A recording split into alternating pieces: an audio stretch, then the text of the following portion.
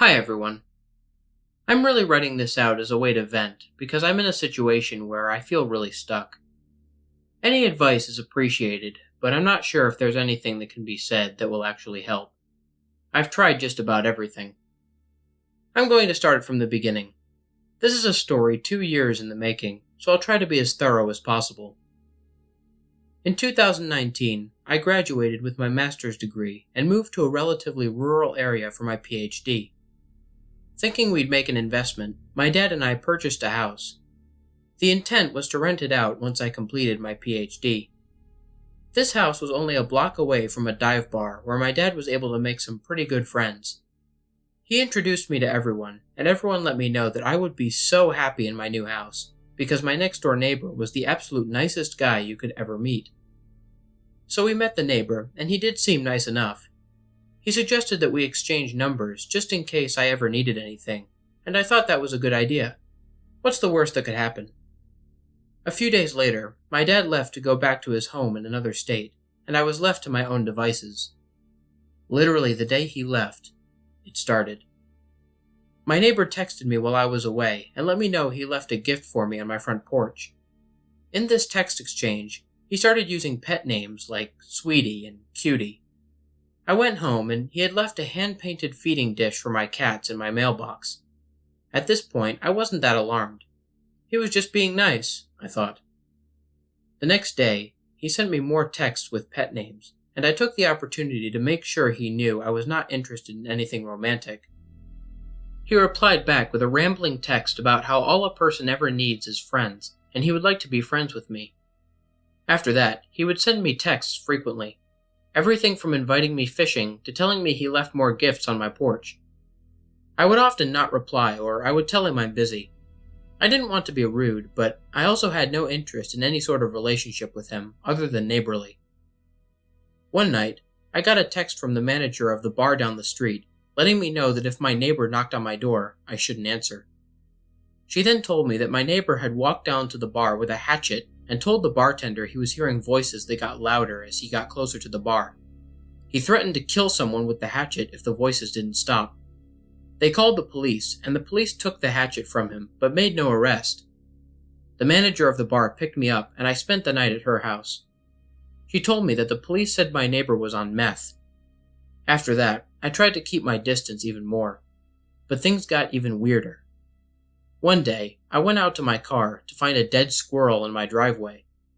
This squirrel had very clearly been run over and moved to right in front of my driver's side door.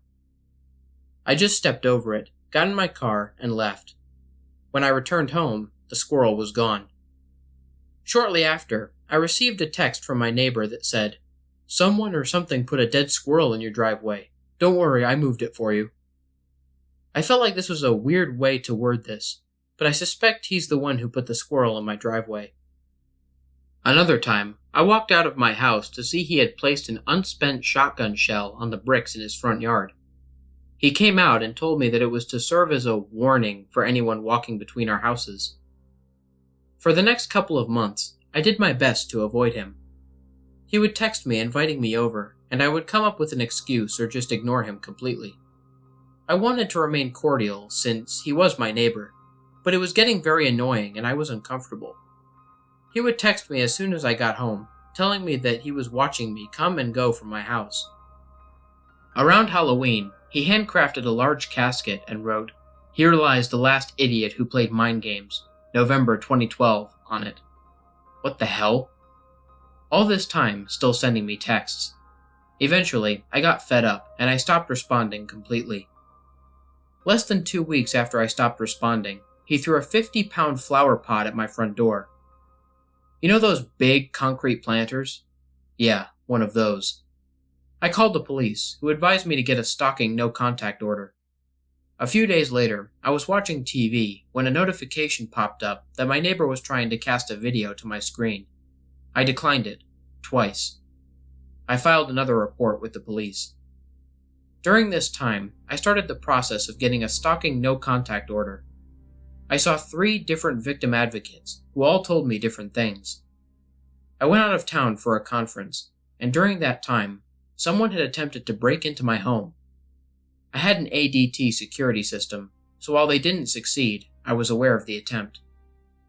After the conference, I came home to the entire world shutting down because of COVID. I was trapped in my home 24/7 with my stalker neighbor next door. Luckily, court proceedings for protection orders didn't stop. Right before court, he sent me a text telling me that he was sorry for what he'd done, that he could tell when he saw me outside that he made me uncomfortable. Then he went on to tell me that he can tell my hair had gotten longer and I looked beautiful. I went to court and provided all of the evidence I had. The timeline of everything that had ever happened. The texts he'd sent me asking if I wanted a massage. The texts I sent him telling him the way he was speaking to me was inappropriate. The text saying that he knew he made me uncomfortable. I told the judge that I suspected he had attempted to break into my house while I was out of town. The kicker is, he didn't deny any of it. Actually, he told the judge that he took full accountability for everything. He said he was in recovery and was trying to turn over a new leaf. He didn't oppose the protection order at all. So, in March 2020, I actually received the stalking no-contact order. Everything was pretty quiet for a while. I mean, he did some weird stuff, but that's because he's a weird guy. It wasn't anything that made me fear for my safety. That is, until he got on drugs again. At this time, we found an unspent shotgun casing in my flower bed. It was consistent with the one he had previously used to send a warning. This occurred a couple of months after I started dating my boyfriend, and I suspect it was a warning for him. After this, and for a variety of reasons, my boyfriend moved in with me. He moved in pretty quickly, but everything turned out fine. We're still together and as happy in our relationship as we can be. New Year 2021, and I was awoken to yelling. I turned on my security cameras and got footage of him sticking his head out his window and screaming obscenities at my bedroom window for about 7 minutes. It doesn't sound like a long time, but when your stalker is screaming threats and obscenities, 7 minutes is a lifetime. He called me a harlot and said, "Happy frickin' New Year." He said he was going to blow up his house with his gas line. I called the police, who responded. They told me that he never said my name, so they can't prove it was a violation of the protection order. The officer said, and I quote, "There's nothing illegal about yelling in your own house." They left without even speaking to him. All I could do at this point was do my best to avoid him. I parked on the street because my driveway is pretty close to his front porch. I got used to living with my curtains drawn. I always made sure my cameras were charged, all 5 of them. Yes, because of him, I spent over $1,000 on cameras. Every inch of my yard is covered. Since then, he's been seen by me and by other neighbors talking to people who aren't there, going outside and screaming nonsense. This basically brings me to last week. In the morning, I was getting ready for the day when I heard screaming. "Someone is going to die over this sweatshirt!" I turned on the cameras. I got footage of him walking around the alley behind my house screaming, "Are you freaking proud? How about I get my shotgun? I'll get everybody all fired up." I called the police. Once again, they didn't charge him with violation of the protection order. Instead, they gave him an ordinance violation for disturbing the peace. The police told me that it seems like he's off his medication again, and that was that. They left. Last night, I was awoken to hammering outside my window at 1 in the morning. He was cutting down his privacy fence, horizontally. I called the police for a noise complaint, and they just told him to stop, and that was that. As I write this, he's outside continuing to horizontally cut down his privacy fence. That means the privacy fence only stands about 3 feet tall now. This was the one thing that made me feel relatively safe about hanging out in my backyard, and now that's gone. All of this is to say, I'm freaking tired. I just want to live in a house where I can be sure that my neighbor won't try to kill me, where I can feel confident that he's not going to try to break in. My boyfriend and I are trying to buy a house to move, but it's difficult. I'm a PhD student, so I don't make very much money. Renting won't work because I have 4 cats, and finding a place to rent with so many animals is difficult, if not impossible. I refuse to rehome them, so maybe it's partially my fault I'm stuck in this situation. My dad has agreed to co-sign on another mortgage, and I've gotten a second job. We should be able to save up enough money within a few months, but until then, I'm stuck. I just don't know what else to do. I'm tired, I'm angry, so I figured I'd write this to vent. If you've made it this far, thanks for reading it all. There's still so many different instances that I've left out. I'm just so exhausted.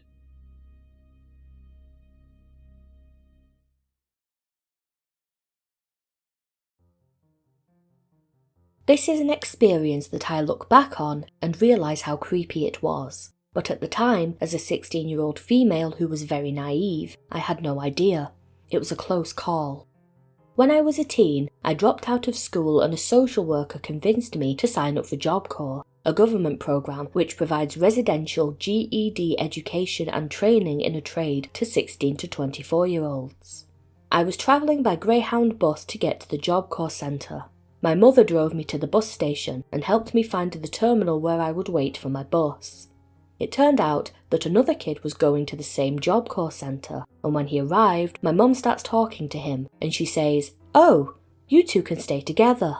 So we do, and it's nice to have a travelling companion, especially because I had never travelled on a bus, let alone doing it by myself.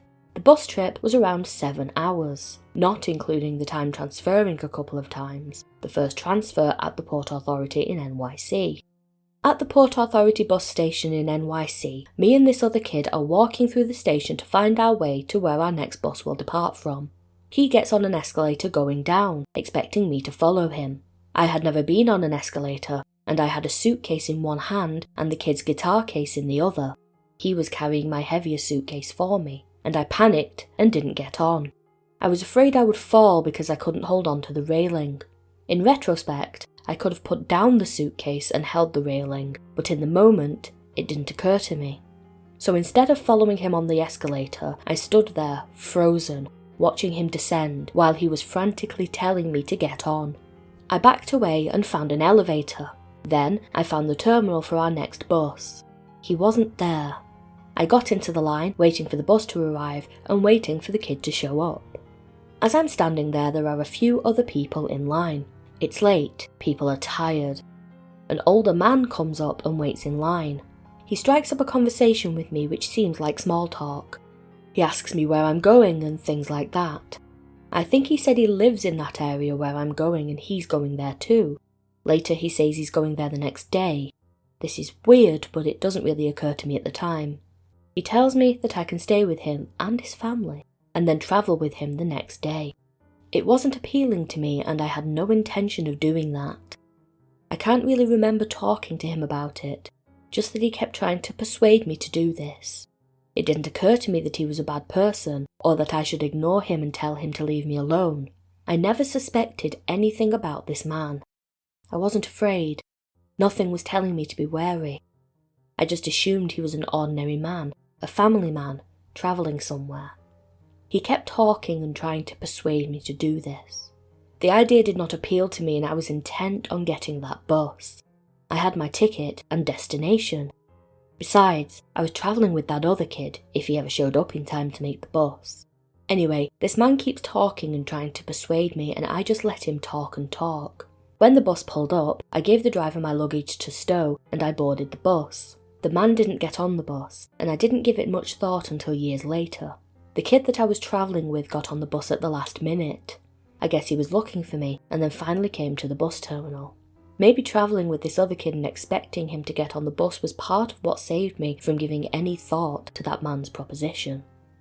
A few years later, when I was in college, I did a research paper on runaways, and I learned that pimps wait and watch for runaways at bus stations, airports, and train stations. This is very common.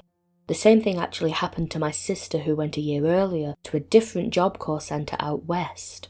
A man approached her in an airport and attempted to get her to go with him with a similar story. It wasn't until years after this happened to me that I mentioned it to her and she told me that the same thing happened to her. I can't believe that this man was able to strike up a conversation with me, a 16-year-old female who was alone and nobody around me thought anything about it. I'm sure they could hear what he was saying to me. This is happening in airports and bus stations and train stations every day, all around us. Young girls and boys are being lured into situations where they are forced into prostitution. mostly runaways who are very vulnerable and would be more susceptible to the idea of being given a place to sleep and might be drawn to someone who is posing as a friendly father figure.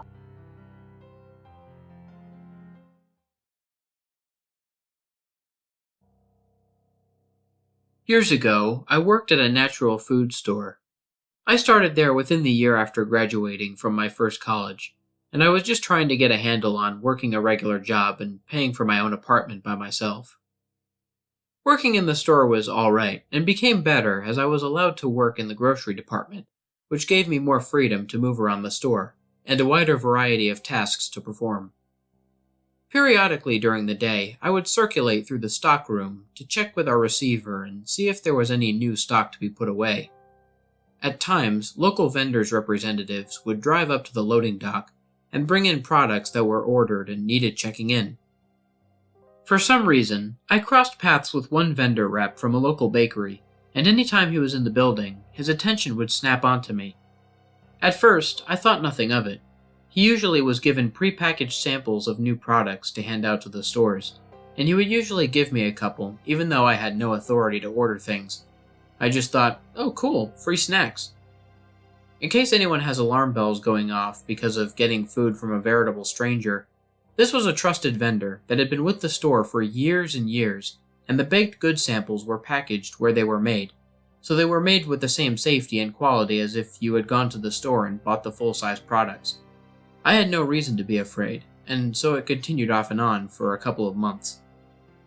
Eventually, the guy started asking me seemingly innocuous questions that were dispersed far enough apart that my naive brain didn't feel the need to be put on guard.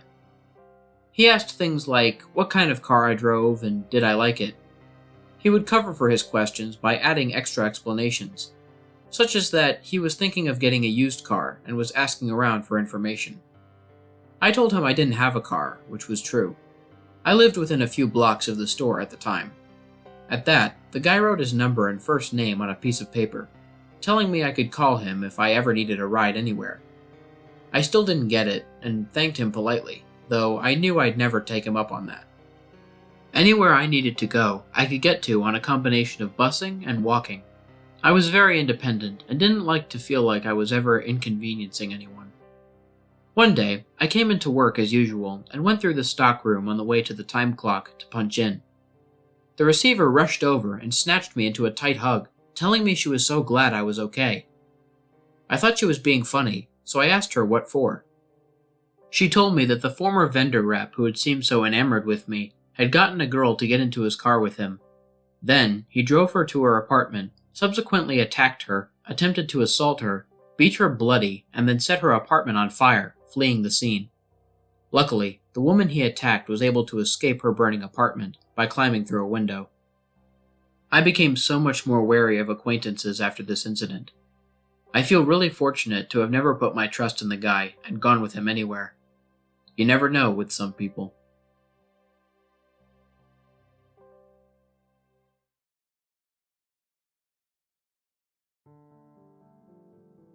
What's up everybody? This is the Lone Wolf here. Thank you so much for listening to the video. I hope you guys enjoyed these 3 stories. I want to give a big thank you to the Redditors who allowed me to read their stories in this video. There will of course be links to their posts in the description for anybody who wants to read them. I also want to give a very special thank you to my guest for this video, ScareLab. She mostly talks about horror-related video games on her channel, so if any of you are interested in horror-themed video games, please check her out and show her some support. There will of course be a link to her channel in the description, along with an icon that will appear on screen at the end of this closing. If you're new to my channel, please consider liking, sharing, and subscribing if you like the narrations. Hit the bell for notifications, and join the Lone Wolf Pack. If any of you guys want to send me a message, or maybe a personal scary story that you would like to hear on this channel, there will be links to my email account and my Twitter account in the description.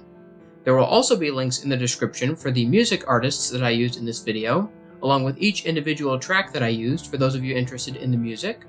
And last but certainly not least, if any of you guys have any ideas or tips for me to make my channel even better, please leave me a comment or send me a personal message. Until next time, stay spooky. And remember, the hunt begins when the moon is full. Sweet dreams.